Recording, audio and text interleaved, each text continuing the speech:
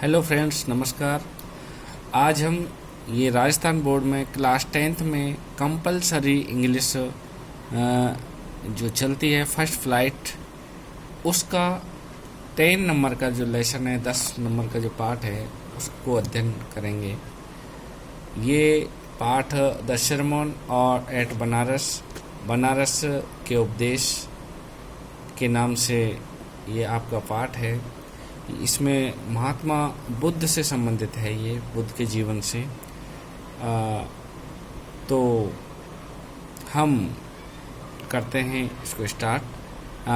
गौतम बुद्ध जिन began life as a prince named Siddhartha Gautama. तो गौतम बुद्ध का जो कि जन्म हुआ था, यानी जीवन प्रारंभ हुआ था 563 BC टू 483 BC, यानी 563 ईस्वी में उनका जन्म हुआ और ईसा पूर्व में उनका जन्म हुआ और 483 ईसा पूर्व उनकी मृत्यु हुई। तो उनका जो जीवन है, उसकी शुरुआत में उनका जो नाम था, उनका जो जीवन है वो प्रिंस राजकुमार के रूप में शुरू हुआ और उनका नाम था बचपन में नेम्ड सिद्धार्थ गौतम। सिद्धार्थ गौतम नाम था उनका। राजकुमार के रूप में उनका जन्म हुआ था। इन नदर्न इंडिया यानी उत्तरी भारत के अंदर। नदर्न इंडिया उत्तरी भारत में गौतम बुद्ध का जन्म एक राजकुमार के रूप में हुआ और उनके नाम था Siddharth Gautam. At 12 he was sent away for schooling in the Hindu sacred scripture, and 4 years later he returned home to marry a princess. तो at 12 यानी 12 वर्ष की अवस्था में he was sent, उनको भेज दिया गया, away from schooling in the Hindu scared scripture, यानी हिंदुओं के जो पवित्र ग्रंथ हैं उनके अध्ययन के लिए उनको दूर भेज दिया गया था। राजघराने से दूर भेज दिया गया था अध्ययन के लिए। एंड 4 years लेटर और 4 साल बाद ही return to home to marry a princess, और यानी 12 वर्ष की अवस्था में उनको अध्ययन के लिए भेज दिया और 16 वर्ष की अवस्था में, यानी 4 साल बाद 16 वर्ष की अवस्था में वे रिटर्न वापस आए होम, घर पर, टू मैरी ए प्रिंसेस, एक राजकुमारी के साथ उनका विवाह हुआ। They had a son and lived for 10 years as befitted royalty. तो जब उनका विवाह हुआ राजकुमारी से, तो उनके एक पुत्र की प्राप्ति हुई। दे हैड ए सन, उनको एक पुत्र की प्राप्ति हुई। And lived for 10 years as befitted royalty. तो वो 10 वर्षों तक बी फिटेड रॉयल्टी, यानी कि राजशाही ठाट-बाट, बी फिटेड रॉयल्टी, राजशाही ठाट-बाट के साथ रहे, क्योंकि वो राजकुमार थे और उनका शादी हो गई थी राजकुमारी से, और तो राजशाही ठाट-बाट से बीफिटेड रॉयल्टी के साथ में 10 वर्ष तक उन्होंने वैवाहिक जीवन या गृहस्थ जीवन व्यतीत किया। At about the age of 25, अब उनकी अवस्था हो चुकी थी 25 की, यानी 25 वर्ष की अवस्था हो चुकी थी। The prince heretofore shield from the suffering of the world. तो 25 वर्ष की अवस्था तक द प्रिंस, राजकुमार को, हेयर टू फोर शील्डेड, तो हेयर टू फोर शील्डेड यानी उन्हें बचा करके रखा गया था, from the suffering of the world, suffering यानी दुख, और वर्ल्ड संसार, संसार के दुखों से बचा करके रखा गया था। उनको 25 वर्ष की अवस्था तक। While out hunting chanced upon a sick man. While out hunting chanced upon a sick man. जो उनको ये हेयर टू फॉर शील्डेड यानी बचा के रखा गया था, ये कब ये चीज टूटी, ब्रेक हुई, जब आउट हंटिंग चांस्ड अपॉन, जब ए सिक मैन, तो चांस्ड अपॉन यानी सामना हुआ, केम अक्रॉस, चांस अपॉन का मतलब केम अक्रॉस यानी सामना हुआ, जब उनका सामना हुआ ए सिक मैन, एक बीमार व्यक्ति से। जब एक बीमार व्यक्ति उनको मिला या बीमार व्यक्ति से उनका सामना हुआ, तब उनको जो बचा के रखा गया था अब तक वो चीज़ टूटी, वो भ्रम टूटा। देन एन एज्ड मैन, पहले बीमार व्यक्ति मिला, फिर देन एन एज्ड मैन और एक वृद्ध व्यक्ति मिला उसके बाद।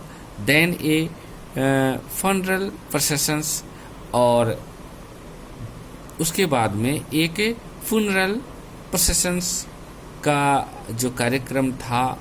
फुनरल प्रोसेशंस बोलते हैं जब कोई मर जाता है, जब किसी व्यक्ति की मृत्यु हो जाती है तो उसका सब यात्रा निकाली जाती है दाह संस्कार के लिए, तो उसने एक सब यात्रा को देख लिया था तब। And finally A monk begging for arms, और अंततः ए मॉन्क, एक भिखार, एक सन्यासी, बेगिंग, सन्यासी को भिक्षा मांगते हुए देखा, फॉर आर्म्स, अपने कटोरे में, तो भिक्षा मांगते हुए देखा।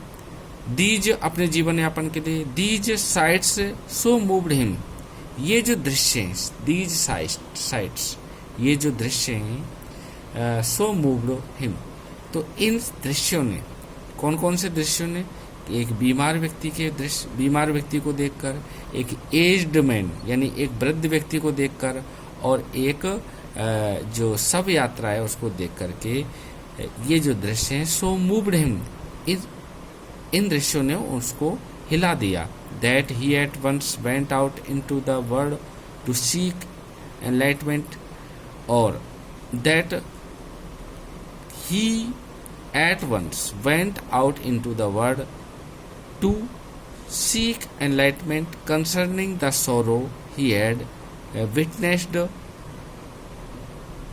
तब he at once, उसे तुरंत ही went out into the world to seek enlightenment, तो तब उसका जो भ्रम था वो टूट गया इस संसार से, और उसे एक सीक एनलाइटमेंट हुआ, एक ज्ञान की प्राप्ति हुई, एक तरीके से उसको ज्ञान का बोध हुआ, यानी ज्ञान का प्रकाश हुआ।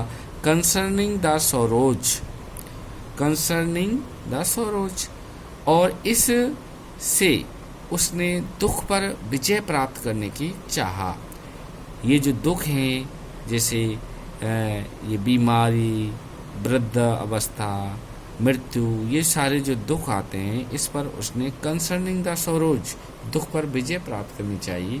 और ही हैड विटनेस्ड, और वह इस बात का गवाह बना, यानी उसने इस चीज को देखा।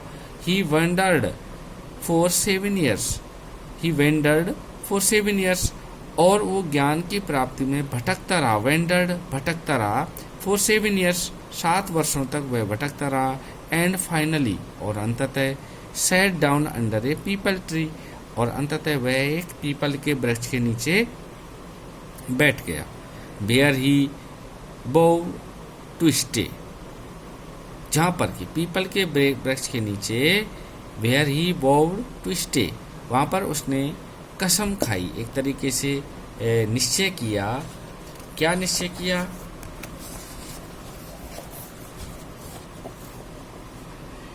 कि until enlightenment came, enlightenment after 7 days, तो until enlightenment came, कि जब तक मुझे ज्ञान की प्राप्ति नहीं होगी, जब तक मुझे जो बौद्ध प्रकाश है या ज्ञान की प्राप्ति नहीं होगी, ज्ञान नहीं होगा, तब तक मैं यहाँ बैठा रहूँगा। तो एनलाइटमेंट आफ्टर 7 डेज, और वो ज्ञान की प्राप्ति 7 दिनों बाद उसे प्राप्त हो गई। तब से उस पेड़ का, उस पेड़ का ही renamed the tree Bodhi tree, tree of wisdom, and began to teach and to share his new understanding. तो तब से उस पेड़ का ही रीनेम्ड, उसका दोबारा नाम रख दिया, उसके द्वारा दोबारा नाम रख दिया गया, यानी पुनः उसका नामकरण किया गया उस पेड़ का, the tree, the Bodhi tree.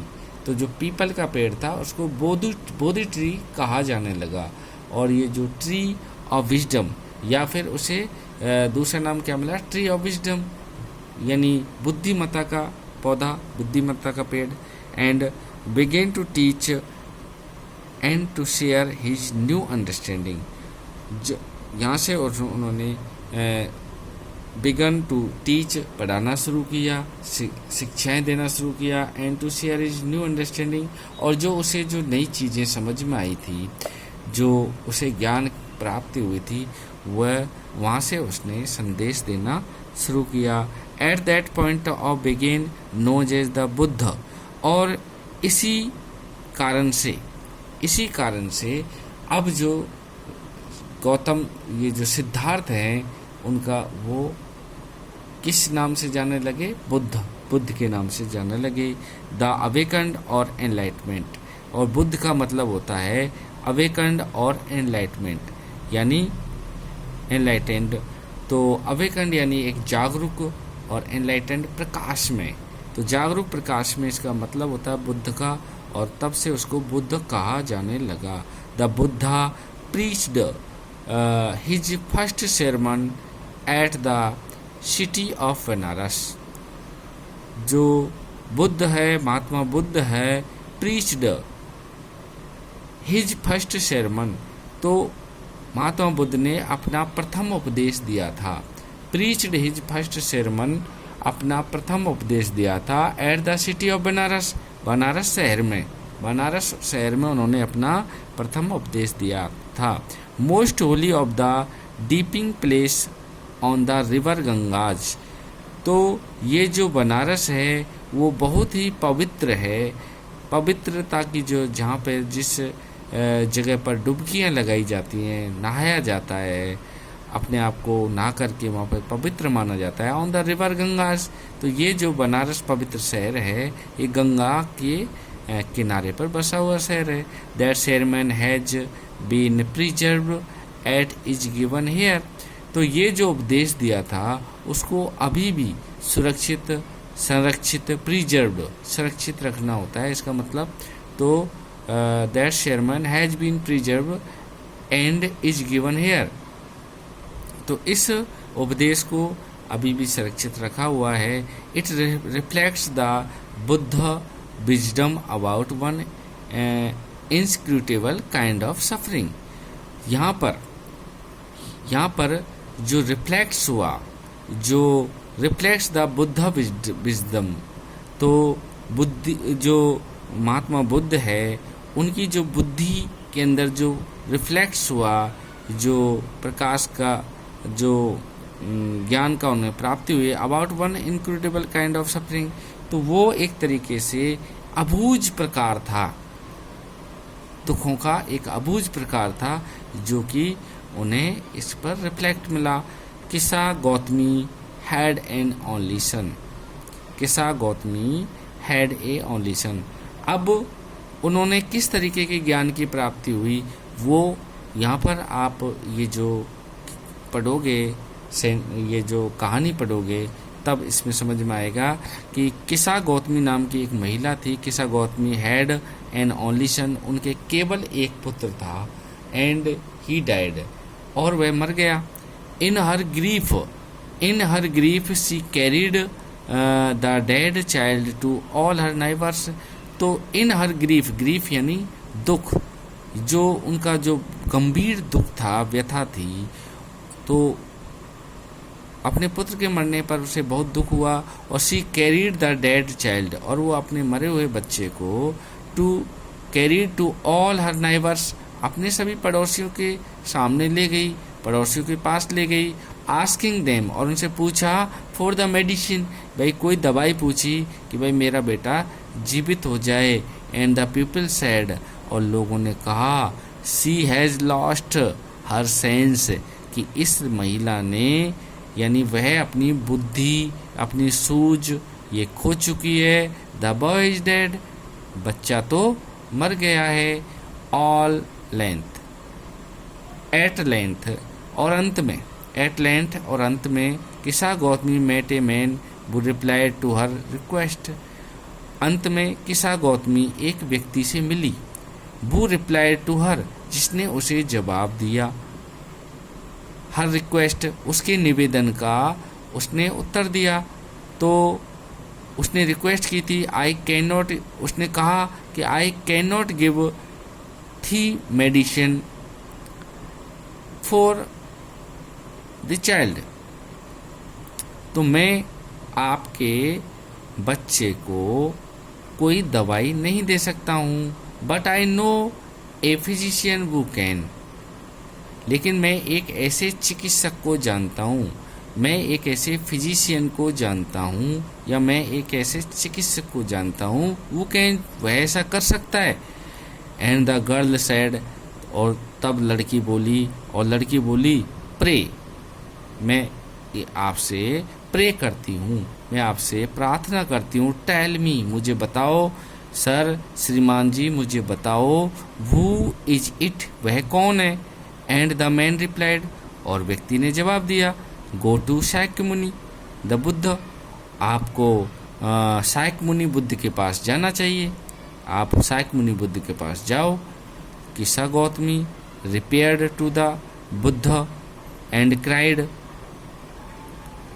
किसा Gotami repair to the Buddha and cried, Kisa Gotami Buddha के पास गई और चिल्लाई या बोली, लॉर्ड, मालिक, भगवान and master, Lord and master, भगवान, मालिक और master, give me the medicine that will cure my boy, मुझे ऐसी दवाई दो ताकि मेरा that will cure my boy, मेरे बच्चे का क्योर यानी इलाज हो जाए, ठीक हो जाए।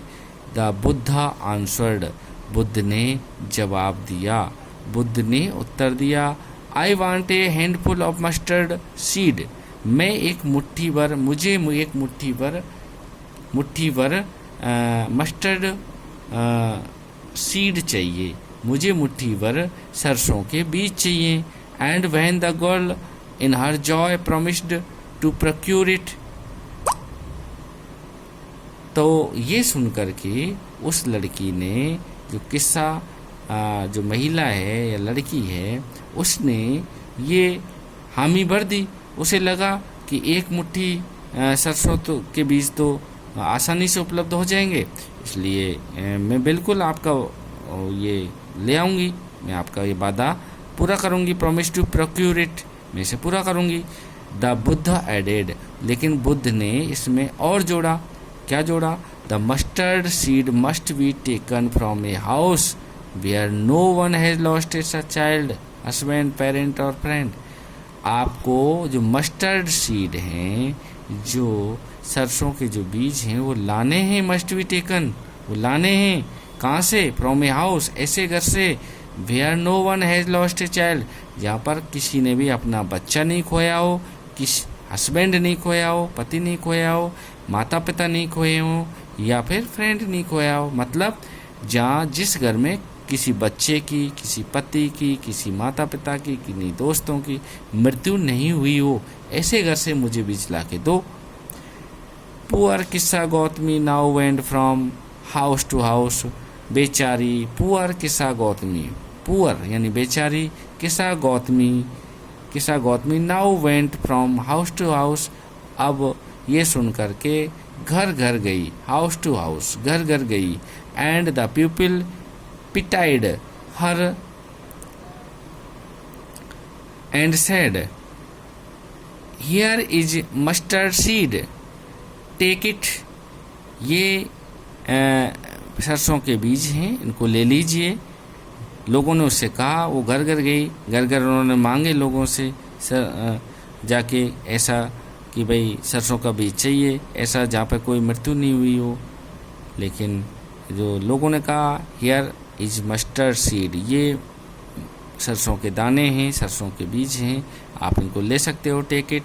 बट व्हेन शी आस्क्ड, लेकिन जब उसने कहा, did a son or daughter, a father or mother die in your family, क्या कभी तुम्हारे किसी बच्चे की, किसी पुत्री की, किसी पिता की, मदर की मृत्यु हुई है आपके परिवार में? दे आंसर्ड हर, उन्होंने जवाब दिया उसको, अलास, अलास यानी हाय, the living are few, the living are few, यहाँ रहने वाले तो बहुत थोड़े हैं, द लिविंग आर फ्यू, यहाँ रहने वाले तो बहुत थोड़े हैं, but the dead are many, लेकिन जो यहाँ से चले गए यानी जिनकी मृत्यु हो गई तो बहुत सारे हैं, डेड आर मैनी, वो कई सारे हैं। Do not remind us, do not remind us of our deepest grief, हमें कृपया करके, डू नॉट रिमाइंड अस, हमें याद मत दिलाओ, ऑफ आवर डीपेस्ट ग्रीफ,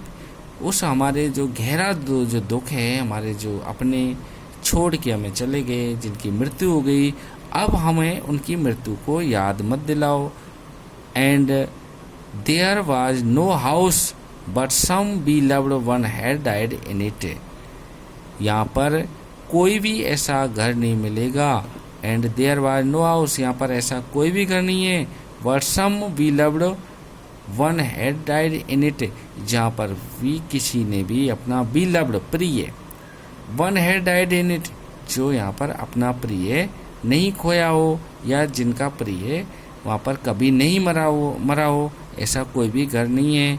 किस्सा Gautami became weary and hopeless, किस्सा गौतमी हो गई, बिकेम हो गई, वियरी एंड होपलेस, वियरी यानी थक गई, एंड होपलेस और क्या हो गई, ना उम्मीद हो गई, होपलेस ना उम्मीद, निराश हो गई, एंड सेट डाउन और बैठ गई, एट द वे साइड, और रास्ते के बगल में बैठ गई, साइड में बगल में बैठ गई, watching the lights of the city, और शहर की रोशनियों को देखने लगी, watching the lights of city, शहर के रोशनियों को देखने लगी, as they flickered up and were extinguished again, वो रोशनी फ्लिकर्ड अप टिमटिमा रही थी, एंड वर एक्सटिंग्विश्ड अगेन और पुनः बुझ जाती थी,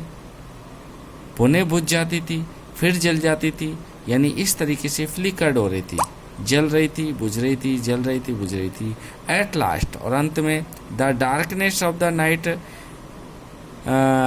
रेन्ड एवरीवेयर, जो अंधेरा है, डार्कनेस ऑफ द नाइट, रात का जो अंधेरा है, रेन्ड एवरीवेयर, प्रत्येक जगह छा गया, और अंत में जो रात का अंधेरा है प्रत्येक जगह